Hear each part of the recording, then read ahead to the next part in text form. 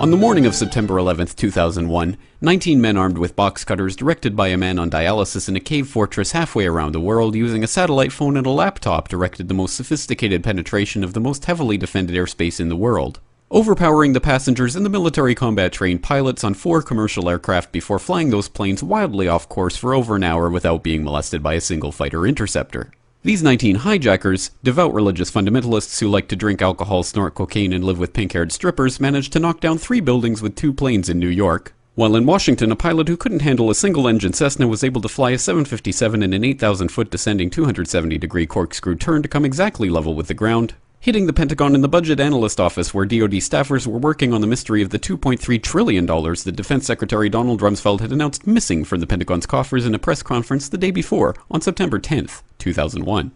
Luckily, the news anchors knew who did it within minutes. Osama bin Laden. The pundits knew within hours. Osama bin Laden. The administration knew within the day. Terrorists who committed these acts and those who harbor them.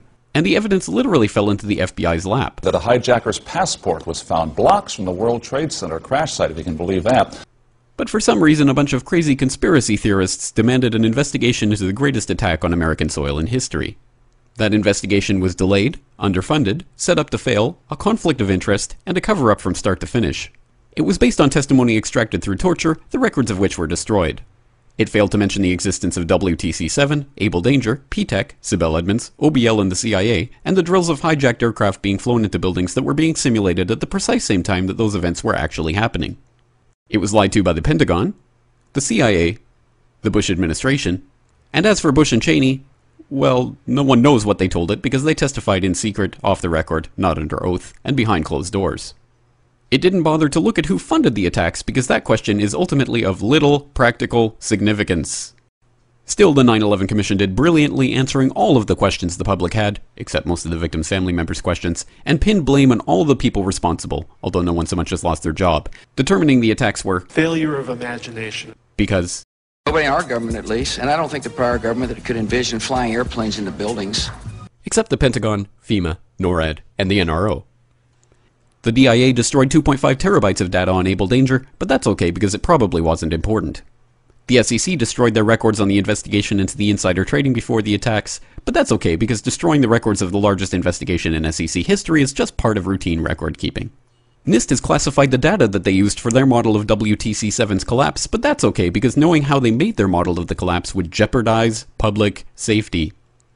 The FBI has argued that all material related to their investigation of 9/11 should be kept secret from the public, but that's okay because the FBI probably has nothing to hide. This man never existed, nor is anything he had to say worthy of your attention, and if you say otherwise, you are a paranoid conspiracy theorist and deserve to be shunned by all of humanity. Likewise him, and her, and her, and her, and him.